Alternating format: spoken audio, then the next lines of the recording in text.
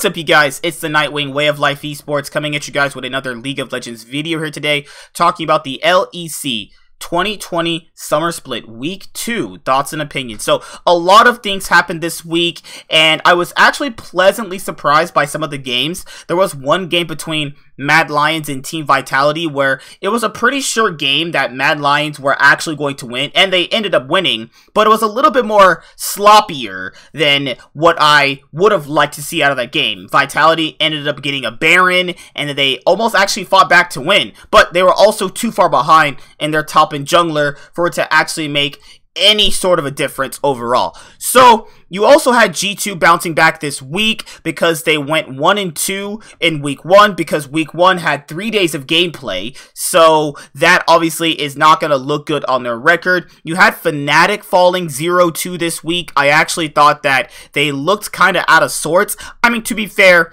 they did play Mad Lions and Origin. By consensus, those are top at least 3 and 4 teams in their respective positions. I actually think that Mad Lions are stronger right now than Origin, but overall they're still facing top 3 and top 4 teams in their roles for the LEC as it stands right now. But then you also had XL getting their first win against SK Gaming. Now, if this was last split and XL got their first win against SK Gaming, then I would actually be not surprised at all. But SK Gaming have actually looked pretty okay. You know, I wanted to make sure I didn't give them too much credit, but they actually didn't look that bad. They actually looked pretty decent.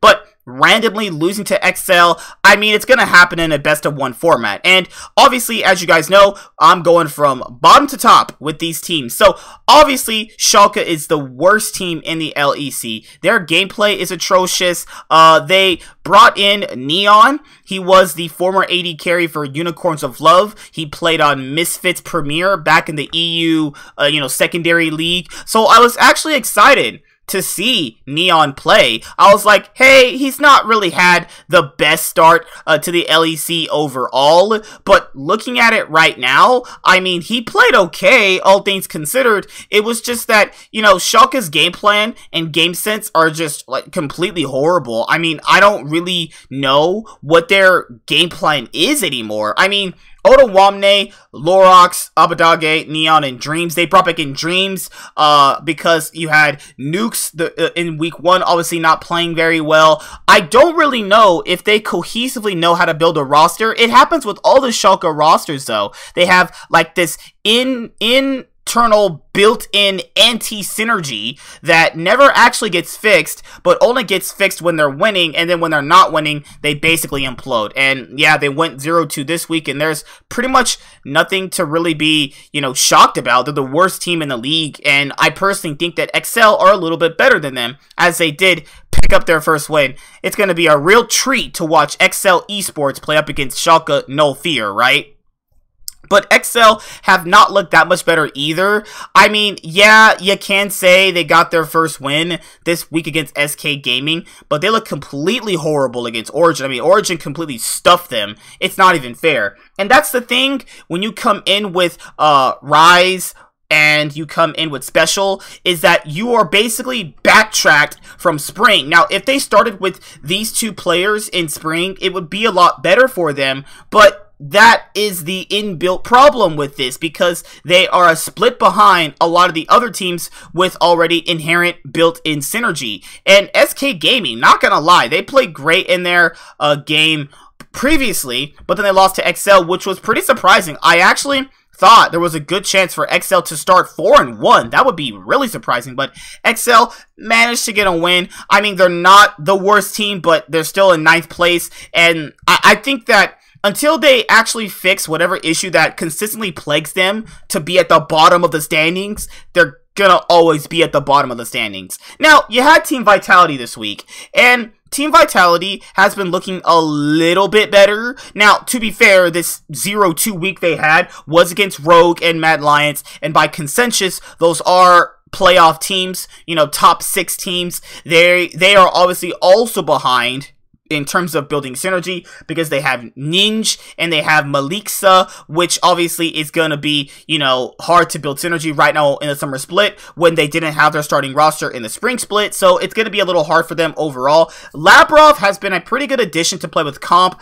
I am super happy they didn't overall choose Jack Troll to play, because I think that they would not really have any wins with Jack Troll, because Jack Troll has just been really underwhelming for a very long time. So I'm glad they moved on from him and actually have picked Labrov. And Comp looked pretty good this week. I don't think their team is bad, and I think that as the split progresses, they're just only going to get better. This Mad Lions games, they were basically, you know, destroying Vitality for a bit there, and then after that, Vitality get a Baron after they get a little decent pick onto, what was it? It was on Shadow or Humanoid. I'm not exactly sure. I kind of forgot because, you know, I work a lot, so I kind of forget all these games sometimes, but as you guys know, I rewatch all of them to make sure I got exactly what I need to say. But yeah, Vitality went 0-2 this week. I don't think they're actually what that should reflect in them. You know, I think they're a little bit better than that, and right here at this like 8th place position where they're at, I think it's okay for them. I think that when they face teams with much better players, that's just how it goes, you know, in any sports league. When you face a team with much better players, it doesn't really matter how good you are. If you're an underdog, you're gonna get exposed at some point. Now, Misfits beat Schalke, and they obviously lost to SK Gaming. And obviously, the Schalke win is fairly free because Schalke is just complete trash. And, you know, in the game of SK Gaming, Gen X got so fed. I don't know how that happened, to the point where they let this freaking Volibear pretty much get a quadra kill toward the end of the game. This man is literally pretty much like just carrying the game 1v9 himself. Yeah, Zaze was playing good on the Azir. Yeah, Trick playing good on his set. I mean, you had a great set. You had a great game over here from SK Gaming. I mean, they were popping off, and it's actually been a lot better, and I think that they're going to be one of the better teams moving toward the split as well. Or maybe this is just a hot start from them, and maybe it's all going to crash and burn. I mean, you never really know. But Misfits got a win against Schalke, which is pretty much guaranteed free wins at this moment in time. So, let's go to G2 Esports right now, and they obviously had a 2-0 week. I just want to say condolences to Perks, who had to go through Father's Day when he literally just went through having his dad pass away. So, you know, it's okay, man. Things get better. I know what it's like to lose a parent, obviously, you know, and things will be brighter at the end of the day. That's like the best way I can put it. But G2 beat Schalke, so that was obviously a good, nice momentum booster for G2 going into the next day, and they took down the undefeated Rogue. I mean, they made Rogue, the undefeated team, look like a 9th place team, and that is really, you know, telling, is that a team like Rogue, who have been playing pretty good so far, who are literally 4-0 coming into this day against G2 just completely ran over them. I mean, Finn was like level 9 at a certain point to Wonder's Kale. I mean, it was horrible. So G2,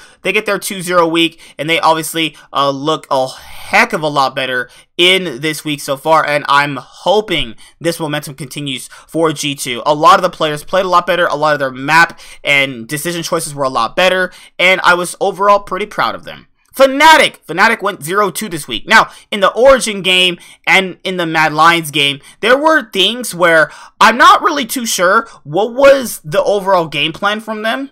Like, Selfmade has been playing pretty well. He got really far ahead on the Graves in the Mad Lions game, but Reckless has been consistently on the Soraka picks. Well, I'm not really understanding what these Soraka picks are for. You know, you're picking Soraka Nautilus. He's not on an ADC pick, so there's less damage in this composition. You're banking on the fact that Nemesis and Bwipo are going to be able to carry your games consistently to the point where you don't have to have an ADC. I truly don't know what type of drafting this is, though. Not to discredit the coaching staff or Mithy, but I don't really know what the goal of this comp is. Is it supposed to be consistent sustained damage for the TF and the Graves and the Mordekaiser, since it's all, you know, pretty much you have pretty much 2 AP users and 1 AD user? I mean, is it that for consistent damage? Because, you know, if we're talking about consistent trade potential, TF and Mordekaiser are your picks. I mean, if you're gonna pick Soraka like that, you're gonna have to pick more consistent skirmish, damage heavy champions early on. That's just how it's gonna be. Because if you play Soraka, you're not really being useful in any situation other than silencing and global heals. I mean, that's just all it is. So when Fnatic fans are pretty mad that Reckless is not playing ADCs, I understand that. I don't know why he's not playing ADCs. Maybe they're trying to show that they can be flexible, but that's something you want to show if your opponents figure you out. You don't want to just show you're flexible right now when you don't really need to. I don't think that they need to show right now they're flexible in week 2 of the 2020 LEC Summer Split. But that's just me personally. They went 0-2 this week, and Origin also had a good game against them as well, to the point where, it's like, hey, is Origin a lot better? Because Origin themselves actually looked a little bit better overall. And to the point where, hey, Origin is also, not that bad as some people actually made them out to be last week. Now, with that also being said, it was the same thing with this day as well. Reckless on the Soraka, Nemesis played Echo, and Whipple played, Wukong. Whipple got completely ran over in the early game, essentially, by a Malphite. Yeah, Alphari played Malphite and ran him over.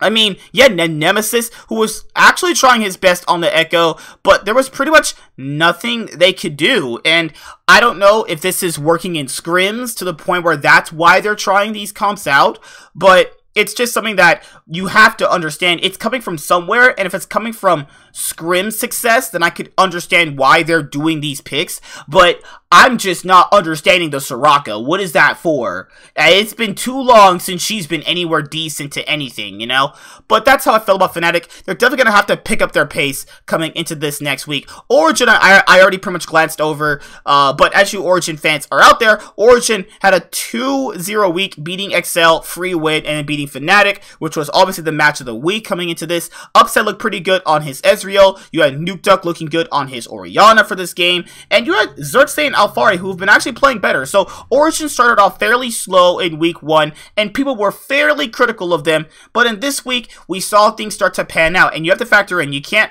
take too much from week 1 performances because you have to also count that it's just week 1 and things will start to get better or worse for some teams moving forward. But I liked what I saw out of Origin more than what I saw out of them in week 1.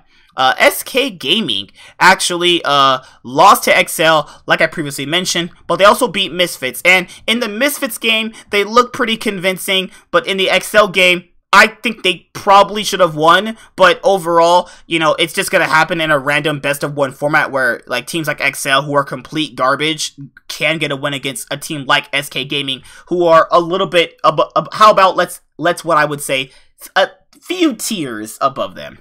Mad Lions, actually, despite losing to G2 only, they've been on pretty much a 4-game winning streak. They beat Fnatic, and they also took down Team Vitality. Now, the close game was, you could say the close game was Team Vitality's game, because, when Vitality got that Baron, there was a good chance that Comp could have carried that game on the Kai'Sa. In the Fnatic game, you had them basically choosing the same compositions they always choose. Mad Lions are pretty predictable, all things considered. They had their little classic, composition of, you have Karzi on a sustained damage, AD carry like the Senna, then you have Humanoid on a control mage, Shadow on an early aggressive game jungler. But it was weird in this game. They flexed it up. They chose Wukong support, and Arome. I've never seen Arome really play carries like Renekton, but it was a treat to watch him play Renekton, though it wasn't the best performance, I'd say. It was something that shows you they will and can pick the carries for him. Now, in this game, all the gold was basically on self-made for, Fnatic, but the issue here, it was basically not spread between Nemesis or Bwipo. And later on, Mad Lions, they definitely started team fighting a lot more better. Selfmade was able to get, a lot of great, what's that ult for Graves? Collateral damage. He was actually playing pretty well. And then later on, you had the team fights roll away with Mad Lions. So they have a 2-0 week format on a 4-game winning streak. Congrats, Lions. Rawr. Rogue this week. Rogue lose to G2. but they were also coming into this week as the undefeated team in the LEC. I still think even though they had their loss to G2, they did look pretty good in their Vitality game, but you also have to completely factor in when you're looking at games like the Vitality one. You also factoring in, Rogue's players are pretty much better in every single category, pretty much maybe except for top lane, and even that's debatable by how Cabochard has been playing. And Malixa on the Kassadin was pretty questionable. You know, the game was decently close in the early game, around 22 minutes in, 4 to 6 in kills. I mean, Rogue isn't traditionally fast, but they are getting a little bit more faster pace, and their poke composition with Aphelios and Corki, with the hard engage of Finn's Orin, really did complement them, but against even better players, when they played up against G2, they did get exposed, and this does show people how you can take down Rogue. But that's pretty much it for all the teams right now. Most of it's still kind of sorting itself out in the standings. I'm really excited to see what Mad Lions is going to bring. I'm excited to see how G2 are going to fare out in the rest of the week. And also, before I end the video, I just want to say to all of you that I will be doing the LCK. I'm gonna go back and actually watch some of the LCK games and give you guys like the LCK week breakdowns like I do for the LCS and the LEC. Overall, it's gonna be just more content for you, and I know sometimes there's a lack of league content, but I do have to wait until games get played. So whatever content I do put out there in terms of like if a podcast is talking about something completely off topic, I would personally enjoy if you would, you know, watch it. It does help the channel grow and does show me that you like the content. So, yeah, overall, I think the LEC is getting a little bit more stronger. A lot of the teams are, you know, working their way up. There was the upsets this week. You had Fnatic going 0-2. You had XL getting their first win, and Schalke is just complete trash. So, yeah, see you guys later. Like, comment, subscribe, most of all, enjoy. I am the Nightwing, and Way of Life Esports is signing out. See you guys later. Goodbye. Be sure to like and subscribe to the channel for more stuff. Yeah, thank you.